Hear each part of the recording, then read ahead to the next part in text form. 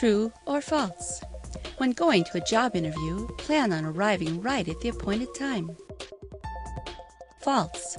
Give yourself extra time and arrive 10 minutes ahead of schedule. And if you're earlier than that, wait until just 10 minutes before the scheduled time. Today's Ask HR segment features Lynette Evans, Program Coordinator at the J.O.I.N Career Center. A viewer asks, how can I make the best impression at my next job interview? The most important thing is to be prepared. And I will tell you that I believe the biggest mistake that most people make these days is not realizing how much preparation is needed. Practicing for an interview. Mock interviews are a key part of the training that we do here, and helping each individual overcome the things that might be barriers for them. It might be something as simple as their tone of voice. If they're not speaking in a confident manner, if they're not using good eye contact, or if they don't have a firm handshake, because that relationship and trust gets built in the first few seconds of the interview. So teaching people those just basic skills is important. The importance of honesty, the importance of being able to answer the questions that the interviewer has in a few short sentences without wandering off the page. That's another mistake that people do make sometimes, is just going on for too long. ProEdge had the chance to meet with Peter Droog of ProNet Reno. We asked him to share his thoughts on temporary employment agencies. I get phone calls from temp agencies, of course, looking for a ProNetter. Do you have somebody with these skills? Do you have somebody with this background? And a couple of the temp agencies have told me that their business is picking up dramatically.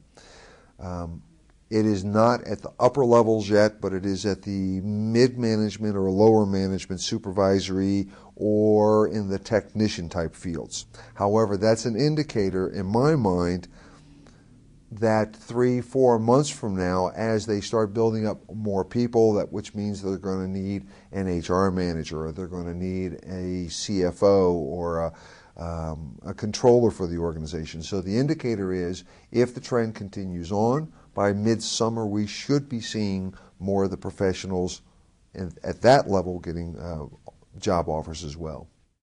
Approximately 50% of all ProNetters who have found employment have found the employment is either a temp to hire, or as a contract employee. I believe the reason behind it is that in years past, employers put a budget together, approved the budget, and then threw it out because business was good. They didn't really hold themselves to those numbers. Now the budget is becoming the Bible of the organization, and they're directing their operation to that budget. However, if you don't have 100% credibility in your forecast of what you're going to sell or services you're going to provide or what you're going to make, then therefore, if you have identified a shortcoming or a need within your organization, you bring somebody on board, but you're not sure if you really want to go through a full-time employee only to have to severance them or let them go sometime in the year. Number two, the other thing I have noticed is by bringing in temps, organizations are no longer allowing a learning curve. They want somebody to come in, hit the door running, and if you're successful, you'll stay. If you're not, you're gone. We asked Peter if ProNet provides training services for unemployed professionals.